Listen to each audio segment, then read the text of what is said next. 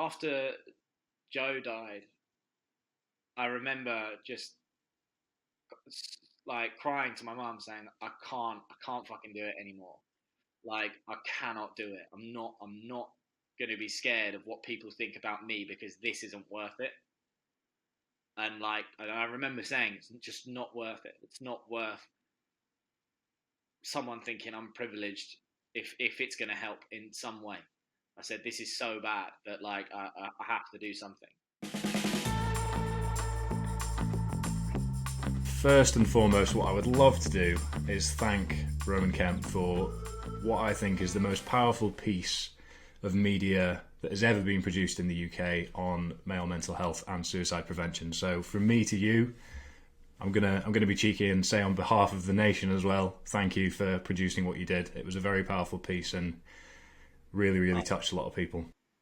Well, firstly, I mean, thanks for having me on the podcast, and secondly, mate, you're thanking me, but you're a part of it. Like this is something that myself, you, Josh, the director, and all the other guys that have been involved in this, and the families that have allowed us to tell their stories. This is our film. This isn't mine. This is everyone's. The title says it all. It's our silent emergency, and that like I've said, this is something that you should be extremely proud of. Take that moment that you were in, all those years ago that you spoke about on the doc, and then fast forward to now, whereby your story is helping a film that has created a huge amount of conversation around the topic. So, my thing to you would be thank you very much, but also you should be very proud of yourself. Thank you. No, I appreciate that, and I think it was great from my perspective as well to see what I'd heard about from the other inputs to the film. Obviously, I had a bit of context from you, from the team behind it, but it was really amazing to see it all come together in the way that it did, because the stories told were powerful. And I think that leads on to my first real question, which is how has it been received from your end, and is it everything you hoped for? Probably more, I'm guessing. Yeah, nothing short of overwhelming. Completely and utterly overwhelming, mate. Like, there's times where you're filming things and you think, okay, yeah, this is going to be good. This is going to be really nice. But for me, I was never thinking like that on this project, because for me, those moments of going to meet you, going to meet Gearoyd and the lads in Northern Ireland, or going to meet Professor Rory O'Connor, or the lads in Reading, all of those things were things that were helping me personally, and they were helping me get over the loss of my friend. They were helping me with the questions that I wanted about him. They were helping me with my own kind of troubles and my own kind of stigmatisms around it. And when you do that, and then all of a sudden you put that out in the world, and it comes back, and everyone's saying, "Oh, it's so great, it's so great," you almost kind of feel like, "What have I done? Like, I haven't done anything." Do you know what I mean? It's akin to the feeling that I got when I came out of I'm a Celebrity, Get Me Out of Here, which is, I don't know what I've done, but a lot of people are talking to me. Do you Yeah, know what I mean? yeah. I think it's an interesting one. It's something I want to come back to later on with the I'm a Celeb sort of perspective shift. But from what I've seen, it's been received as well as anything like this could be. It's definitely opened up conversations. I've seen it in every corner of the social circles that operate in every corner of the web, which is amazing. That's the thing I'm most proud of. Do you know the thing that I was most proud of? Like, I saw someone posted on their Facebook, and someone else screenshotted it and forwarded it to me, and it was like, "Oh, how are," they said, "Oh, they met up with someone. They overheard someone in Tesco saying, how are you?" to their friend, and then the friend goes, "Yeah, I'm all right," and then apparently the other person said, "Oh no, have you seen that Our Silent Emergency doc? Like, how are you really?" And they had a full on emotional conversation in the middle of Tesco, and that is, that's, people said to me, "Oh, do you want to lobby the government through this kind of doc?" And to be honest, like, if that comes secondary, great. But the main thing I want is just conversations between friends. That's it, isn't it? That's it. And it's often much harder to get that happening consistently, I think, than it is saying only when you're really struggling. I think part of the challenge is that in my friendship group years ago, before I shared my personal story, it would definitely have been a only speak when things are really desperate, rather than that constant conversation of checking in and just making sure everybody is always there for each other.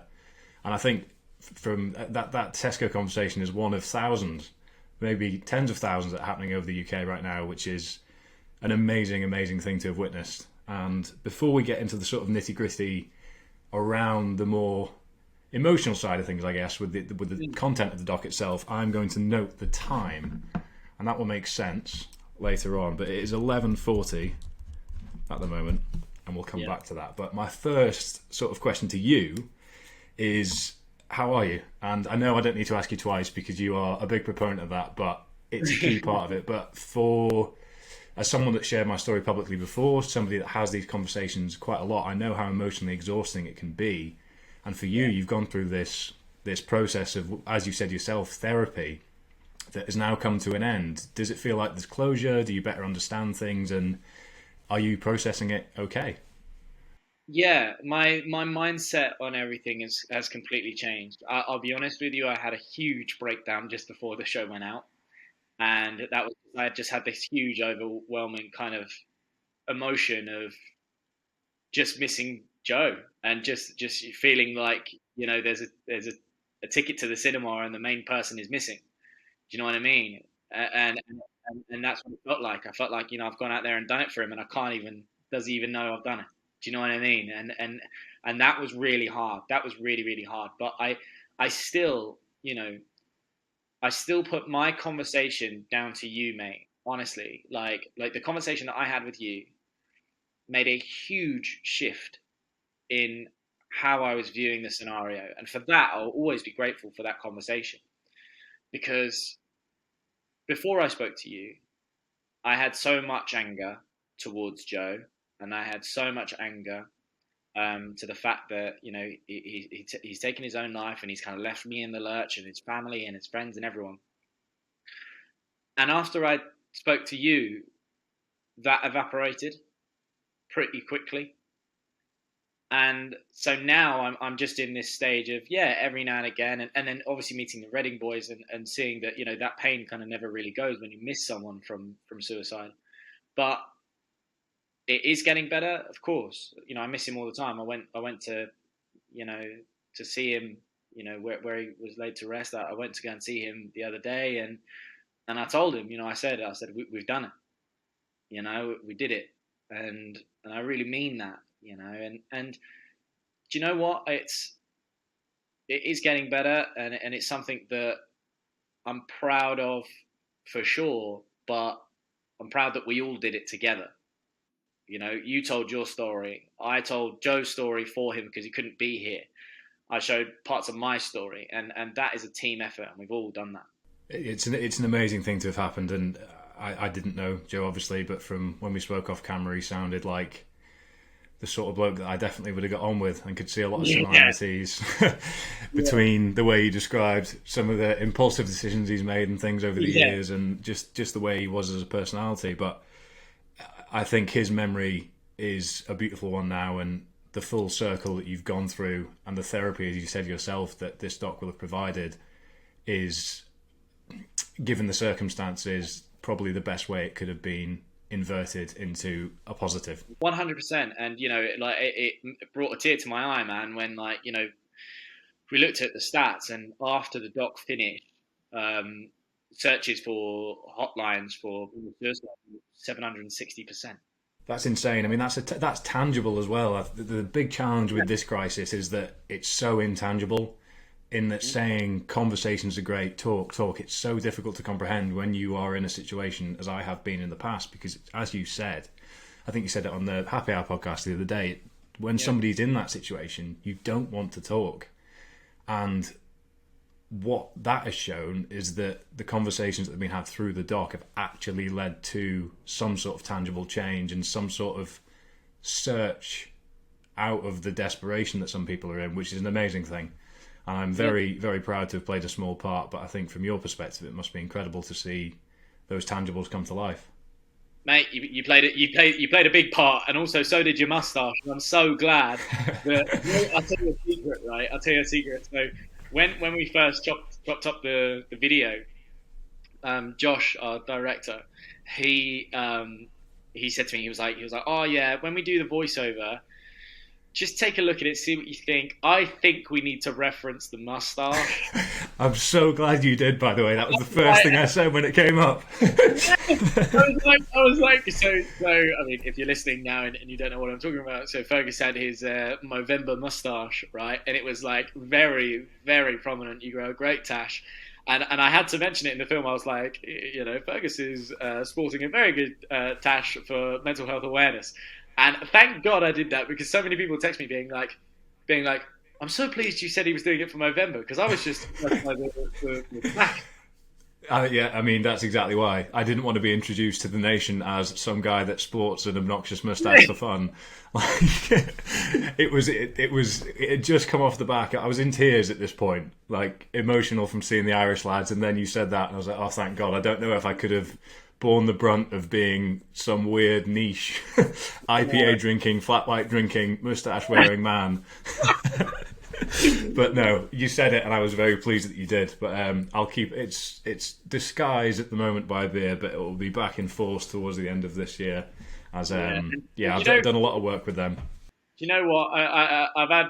Honestly, when I say to you like your bit, mate, in that doc, it's so important, and so many people, everyone that I know that was really touched by it. You know, the things that you said, and the fact that you were talking about peace and things like that. Like it made such a huge difference. Like when you say to me like, oh, how have you seen the reception? A lot of the reception, mate, is about you. You know, it's about the story that you told, and that's what's amazing. You know, even Joel Dommett texted me the other day. The Masked Singer Joel Dommett, and he said, he goes, I didn't know you chatted to my mate Fergus. I didn't know you guys were friends. Yeah. We last time I saw Joel, we were half wetsuited on a beach in Devon, shocking some weekend travellers. I think we just invaded a beach en masse and did a swim and workout on the beach. But I haven't seen him in a while. I'm sure I'll catch up once we're next down in London. But yeah, I think Joel's been a huge supporter of events like this in the past, and all the sort of physical stuff that the gym he trains at, Movember, all the stuff that my smaller community of people have been doing, he's right in amongst, which is great, because I think a big part of the public receiving things like this, and as you well know, is it's perception around men, perception around strength. And you are a public figure, you grew up with celebrity parents, you said yourself in the doc you've been on antidepressants since 15, and I'm sort of interested to know how what your perspective was before you started the process of the doc with your own mental health, and where it is now, given that obviously we all have mental health to manage, but you opened up about your own, didn't you? And then this process might have helped you understand yourself a little bit more, as well as the circumstances around Joe. I think the main thing for me is owning the fact that myself has had suicidal thoughts, and owning that I do have to take a tablet every day to keep my chemical levels right.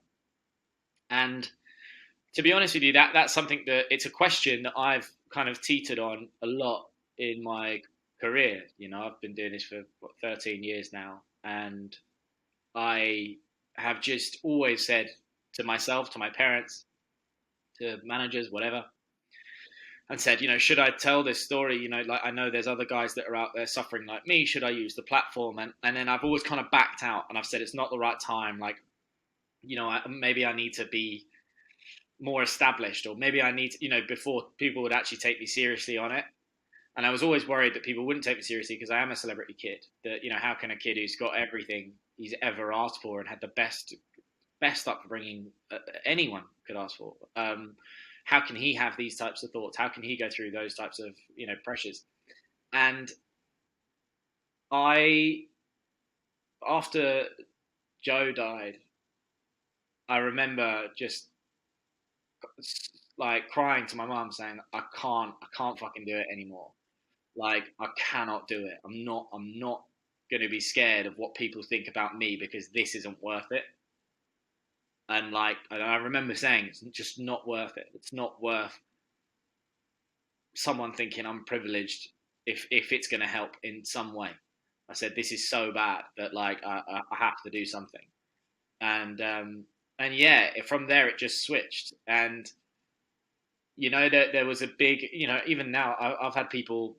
There were some people complaining about me taking an antidepressant on TV, and if that's what they want to do, then that's fine, and whatever. But I know that in the doc I said, look, antidepressants are the things that I use. For someone like my dad uses therapy. And for some people it'll be yoga or gym or whatever they want, right? But I'm pleased that I did the antidepressant thing, because there are a lot of people out there who are scared to take things like that do chemically need them, and it will help them. So I'm insanely proud that I think that some of the ones that I've really like has taken me back when I've seen it is I've had parents text me saying, a doctor has really been pushing my son to take these tablets, and he was too scared to take them, or he didn't want to take them, and he thought they were wrong, and all these types of things. And seeing you kind of do that as giving him the courage to kind of say, what, it's okay to have a little bit of help. And I think that all makes my worries before worth it. Even my mum, mate, was really worried. She was really worried. Like, yeah, you could sense that it was a powerful conversation. That was one that really hit me, and one that really hit my mum personally. Yeah. And I think actually just before this, I spoke to my mum on the phone, and she said the one thing that was articulated really well in the documentary and wasn't phrased in a way that I'd considered it before, was that it was Joe's mum that actually said it, was that the pain doesn't disappear, it's just transferred. Yeah. And whilst I said in our conversation, obviously I wasn't in a rational state of mind, I wasn't considering, I was actually shying away from the reality of what I was about to do. It doesn't matter how much you shy away from it, there are people around you that care, and that's what's important. But the flip side of that is that you're leaving things behind, and the pain is transferred, as you will have experienced with Joe. And it's something that I think about occasionally, where I feel incredibly guilty and incredibly ashamed of myself for even thinking like that, when I know there's people around me that love me, people around me that care. And I'm very grateful that I've lived to tell the tale, as it were. But it was an interesting thing that was said there, that the pain is transferred, because I think that's why it's so important that we all come together for our silent emergency. As you've said, it's a group effort. I think, do you know what the thing that shocks me the most, right, about what Celia said, Celia, Joe's mum, was, it's an incredible thing that she said, and she said it so perfectly and so beautifully, and I still can't believe, and I'm so grateful to her for being part of it, is that essentially what she's saying is a question that a lot of people feel very strongly about, which is, people that have been through it will tell you the opposite, and people that haven't been through it, that don't understand it, it's a big taboo to say that suicide is a selfish act. It's a very big thing to say that. You know what I mean? It's a very offensive thing to some people to say. It's a very, like, kind of a normal thing for some people to say. But the reality is, it's not even in terms of, what she's done there. What Celia has done has changed it. It's nothing to do with being selfish, because selfish implies that, you're doing this kind of looking at the repercussions, etc. What Celia did is just show the reality, and the reality is, yes, the pain goes from that person, but aware or not aware, it will always be transferred to the family forever. And so I thought, it was an amazing thing for her to say. I completely agree. And when she said it, I kind of initially stepped back a little bit, because of the things that you just said, in that, that might be considered, as it's being phrased, as a selfish act, which, as you've said, is even more taboo than talking about suicide in the mainstream media anyway. Yeah. So, but the way that she phrased it made it, to me, as someone who's been in that position, actually consider it completely differently. So I think, again, it was another component of the documentary that was truly unique and truly valuable to people out there that will have seen it. And it's my view is it's all about changing perspectives on this sort of thing. And I think that a public figure like yourself, putting yourself out there, and then these conversations that have happened as a result of it, are just ways of chipping down that stigma that stops men and women from getting to the position where they feel like they can't turn anywhere for help, which kind of brings me on to a bigger question. I actually read this in some Facebook comments just around different media pieces, and it came up a few times, not a huge amount, but there were some people saying that it was fantastic at addressing the reality of the situation, but didn't necessarily explore the root causes behind why we get to feeling that way in the first place. Yeah. And I know you've spoken about your chemical depression, which is an objective reality. You've got antidepressants to balance that out. But then there's the other side. There's almost the human perspective, which is where I fell into the trap. Yeah. And my question to you is almost along the journey that you went through filming the doc, were there any consistent things that came up that seemed like root causes in our society that we could address to try and fix this from the ground up rather than work backwards? Well, I mean, chronologically, for your mind, how we filmed it was the moment where I go to meet Professor Rory O'Connor, which is at the University of Glasgow. One of the things that made a lot of sense to me, and because look, mate, I was saying the exact same thing. Tell me the signs. How do you know if someone's suicidal? How do you know? You know, that's what I wanted. And I quickly realized that question becomes redundant because not one suicide is similar to the next. There are questions over whether or not suicide is a mental health issue entirely, or whether it is just seen as a man's way of bringing a means to an end. And so there are tiny, I mean, as he said, as Rory said, he was like, I'd love to give you an answer. Like, I'd love to be able to say, this is the cause, stop this, and it's all done. The problem is that, yes, you can look at things like impulsivity. You know, impulsivity is a trait that a lot of men have that take their own lives, but it's also a trait that a lot of men have that never even consider that, you know, and it's something that you should always kind of look out for in someone and make sure they're making the right decisions for sure. But I think the main thing that we wanted to put across is that it genuinely doesn't wear any uniform. There isn't any patterns, I guess. You know, you can go to, when we went to the Nottingham street triage team, you know, and I asked the nurse there, I said to her, you know, what's the kind of relative kind of thing that people say most of the time about how they're feeling? And she said it varies. It varies from everything. It can be just come out of a relationship. It can be just, you know, as you said to me, not feeling like I should be where I am in my life. You know, I should be earning X amount of money. I should be doing this job. You know, it all kind of revolves around the idea of, I guess, toxic masculinity is a huge thing.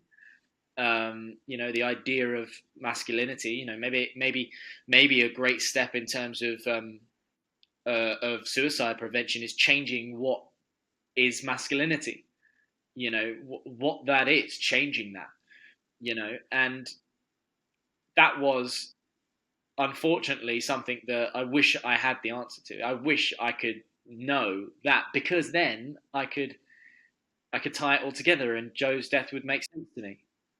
It was not a trick question, but the sort of answer I was expecting, in the sense that the way I view it is that it comes down to our perceptions of who we are, our perceptions of what we need to achieve, and the way that we measure ourselves in society. And we spoke about it, the sort of metrics for success that we often measure ourselves against have become warped because of the society in which we live, which means that when we have relationship problems, when we lose a job, when things don't go to plan, like they did in my case, the sort of signs that I look for now in those around me are any significant changes in life. And it's something that Mental Health First Aid England have as part of their first aid training, is any significant changes that occur to anyone, colleagues, friends, whatever it is, just be that much closer to them so that you can make sure that they're not hiding any of the internal turmoil that they might be going through. And there are no root causes. Well, they've certainly not been revealed, and I doubt they ever will be. There are no specific root causes, but I think the the nature of being who we are as human beings is that any significant changes within the context of the society in which we live means that we all have a duty with one another to look after one another in that sense and make sure that we're looking out for those signs and just constantly having those conversations. I think it's looking for prevention rather than cure, isn't it? As I'm sure will have been made clear with some of the conversations. Like the Nottingham one was harrowing because they showed that they were getting to people just at the point where any further action could be prevented. But what if we could bring that months forward? It could be a huge change. It goes back to my idea that, to be honest, mate, I firmly believe that after the age of 16, I think guys completely decide how much they're going to open up. From there, it's a guessing game between your friends as to who's really telling the truth. And that can't be how we go through life. Do you know what I mean? It's like I loved, the kind of three-tiered approach to it in terms of prevention, intervention, and postvention. That's been mentioned in terms of the intervention is me asking you, "Are you okay?" twice. The postvention is, the therapy groups for those that have lost others, and then the prevention group being putting it in schools as early as possible. And it's not gonna get any better without those three things, and they all have to work hand in hand. It's a really simple way of looking at it, actually, and I think it's so simple when you look at it that way. There's so much confusion around how we can make a change here. I think my perspective is it starts with ourselves, and as you said yourself recently, lobbying the government isn't necessarily the right thing to do at this point. Lobbying these groups here, implementing support networks there, might not be the right thing to do because it starts with those close to us, it starts with ourselves and our approach to how we interact with these things. And the big challenge, I think, is subverting what men perceive themselves to be at a young age. Because if they decide that they want to be X, then that might mean that they decide to keep their emotions to themselves. But the scene in Tamworth was amazing to see because it was just beautiful to see that conversation happening in that sort of environment. Because I went to a great school, very fortunate to have done. But it would have been 7 or 8 years ago now, there was not a single conversation around this sort of stuff. And that is just, in the grand scheme of things, so little time. It's horrendous. And that's why, honestly, hearing an 8-year-old kid tell me what depression is and why it's okay and what you need to look out for and what you can do to make it better. What you would have had is in that moment showing that little boy saying about depression and what it is and what you can do to get help, etc.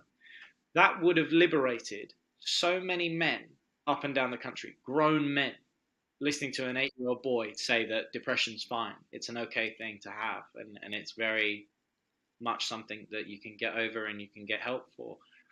And that's all this doc has done. I think your story, I think Joe's story, the lads in Northern Ireland, the Tamworth, etc. All they've done is it's liberated people. It's made people feel like I'm one of a lot of people. I'm not on my own. That's it. It's familiarity, isn't it? Yeah, I think the reason I'm so passionate about continuing this conversation is because I'm not a father. I hope to be at one stage, and seeing boys like that young boy there talking openly like that gave me a lot of hope, because I have gone through bouts of thinking, what sort of world are kids growing up in these days where these emotional stresses are so exaggerated and they're getting worse and worse. And we can bring up the social media argument. We can bring up, obviously, the situation we've been in with the pandemic for the past however many months. But at the end of the day, it's tough growing up as a kid these days. And the more we can make it easy to have these open conversations sooner, I feel like there'll be a real parameter shift in the years to come. So that's where I think the most impact from this doc will have, because there'll be fathers, there'll be parents, there'll be uncles, there'll be sons having conversations that they haven't had. And the ripple effect of that, I've experienced firsthand, and I'm sure you have too, is enormous. So it gives me real hope, which is a powerful thing. 100%. And I think, as you said there, this is all just something that you just hope people take into their day and just ask their mates like how they're feeling, and that's all we're asking at the end of the day. That's it. Yeah, it's It's simple. not major. It's very simple, and it's about kind of gaining momentum with that. But I had so many people. The number one question, I've had a lot of journalists kind of like, ask me about it, and the main thing is always, yes, but social media, that's a terrible thing. And it's like, yeah, but social media at the same time is an amazing thing, like, and it can do amazing things. Like 3.5 million people watched the trailer to um our doc, and that would have potentially helped someone to have some good feeling. Do you know what I mean? And to may have helped someone. So it's very difficult, and it's very easy to try and point fingers. What are our brains wired to do? Our brains are wired to try and problem solve. Do you know what I mean? And so we're always going to, oh, it's got to be social media. It's got to be this. It's got to be this. And I think we just need to realize that our brains can go a weird way sometimes, and you can't see it. You really can't. I think as well, it's convenient because it removes agency from us as individuals if we can blame something. But Yeah. the overarching theme from all the conversations that I think have happened in the past 5 years that have taken the space that is mental health, especially in men, forwards, are those that focus on the agency of the individual. And that's what I aim to do. That's what we can all see that you aim to do now. And it's what I would like to think a lot more men are now doing, because they feel inspired and familiar with those out there to take agency for themselves and for those around them as a form of responsibility, rather than wanting to do what we're hardwired to do, which is point fingers and play the blame game. Yeah. So it's it's a positive shift. And I think in terms of positive shift, something I feel it'd be rude not to discuss is the perspective shift that came from being in the jungle, because a huge part of what I do is focused around endurance events, around getting myself in uncomfortable situations outdoors, whether it's for charity, whether it's for personal reasons.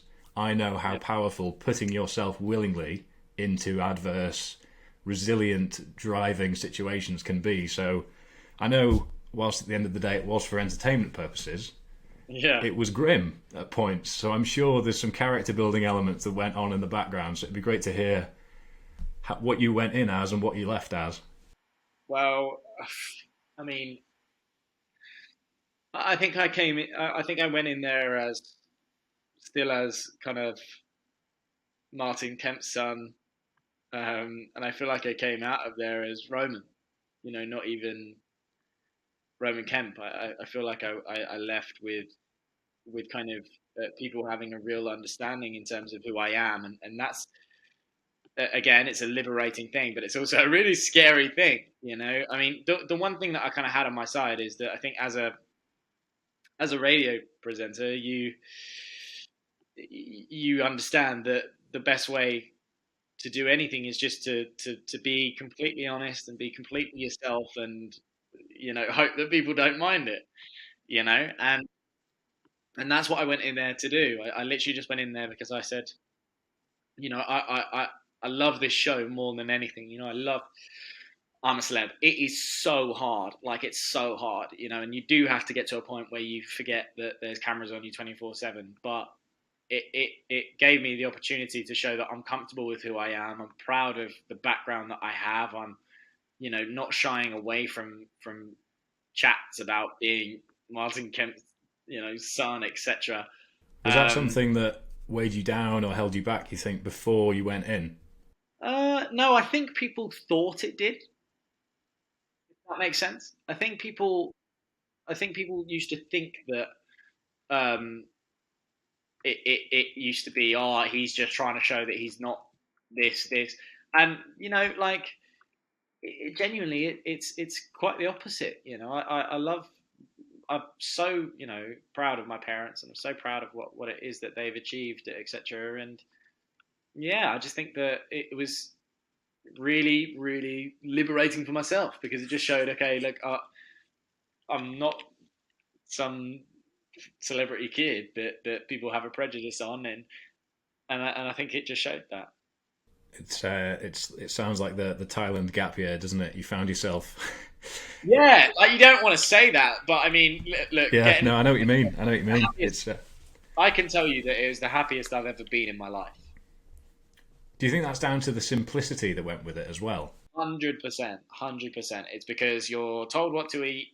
I mean, you have to make it and all that shit, but like you're told what to eat. You're basically told when to go to bed because it's dictated by the rest of the group, etc. Um, Told when to wake up. You got jobs to do. No phone, no contact. You don't even know the time. Um, and yeah, I loved it because I just shut down from everywhere else. When I It's a left, fascinating concept, isn't it? That the simplest form of existence is actually the one that we can enjoy the most, and it's 100%. taking the things from that. What things have you taken from the experience that you now do more of or have implemented into your life now? Um, I guess it's more so the little tiny life experiences that you take away. You can't replicate that anywhere.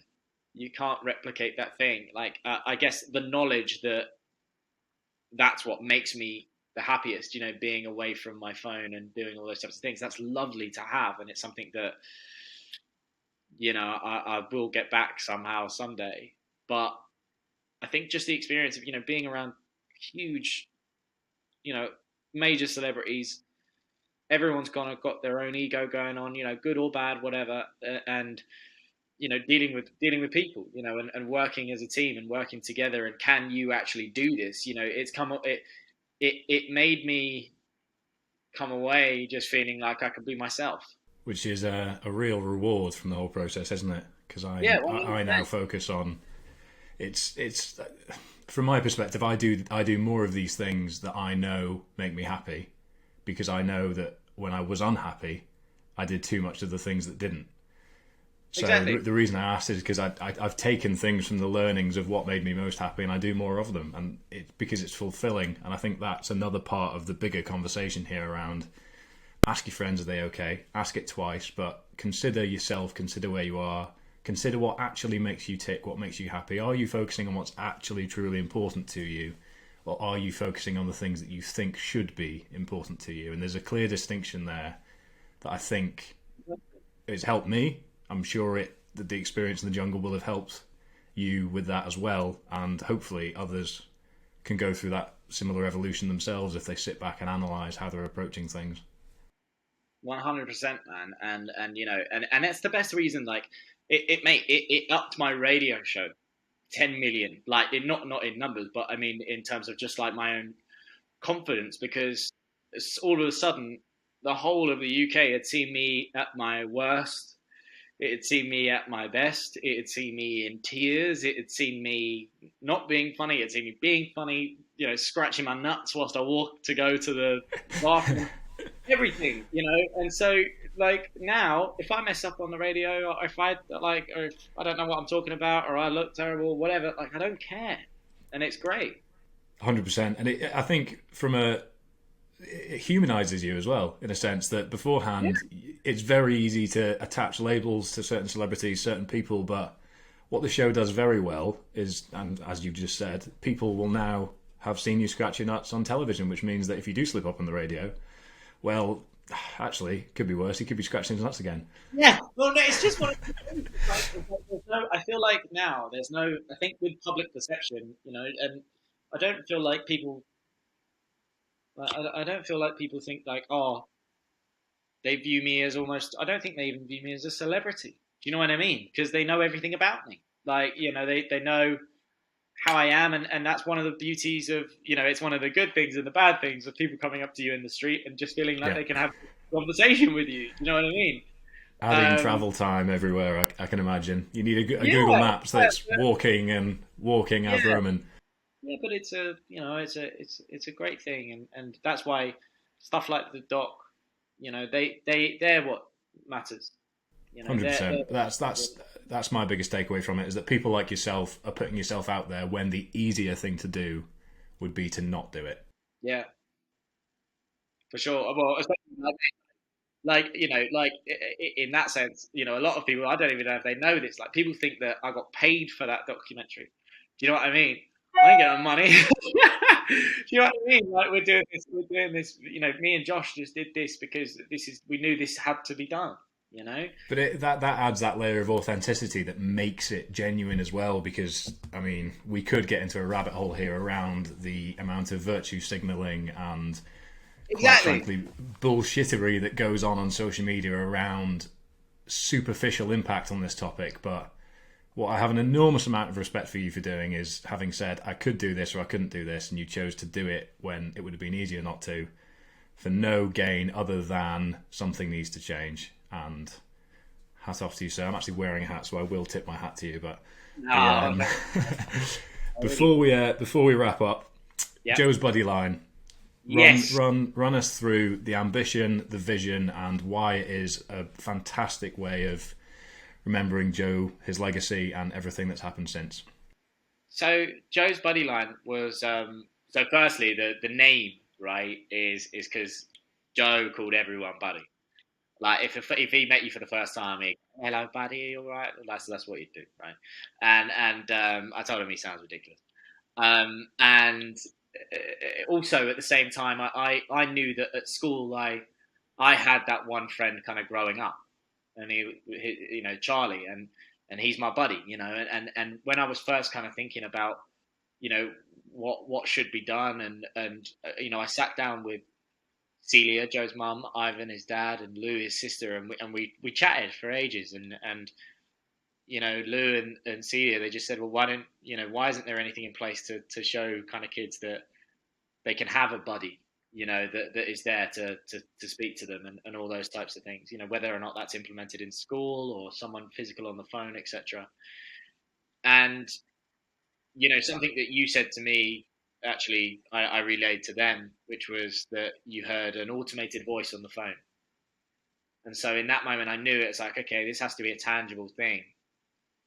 This has to be something that can go into schools. And Ivan, Joe's dad, is an incredible man, and like he has just gone all guns blazing on this, and you know, and he's really kind of worked it out in terms of what Joe's buddy line wants to achieve, and that is to give teachers and schools up and down the country the equipment and the you know the knowledge that they need to help kids that are in crisis in schools. You know, there's not enough funding towards you know teachers being taught how to deal with certain situations. There's not enough kind of lessons in terms of what can be done. It's essentially you know it is that kind of prevention tool that we were talking about, getting someone into school. The school, if the school doesn't want to put it in part of their curriculum, then something like Joe's Buddy Line can come to the school and teach the teachers about it and teach the pupils about it in an assembly or something like that. And yeah, it's an amazing thing that they're really doing. Anything that decides to take the next step with this process, which I think is implementing things from the ground up rather than just encouraging conversation, because a lot more people are having conversations. Fantastic, keep that up. But I think we're almost entering the next phase now where we need to start addressing this from the bottom upwards, and it sounds like that's exactly what Joe's Buddy's Line is doing. So has my full support, and it's great that it's being initiated. So Thanks, mate. just before we sign off, the time is 12:18. So that is 38 minutes that we've been speaking.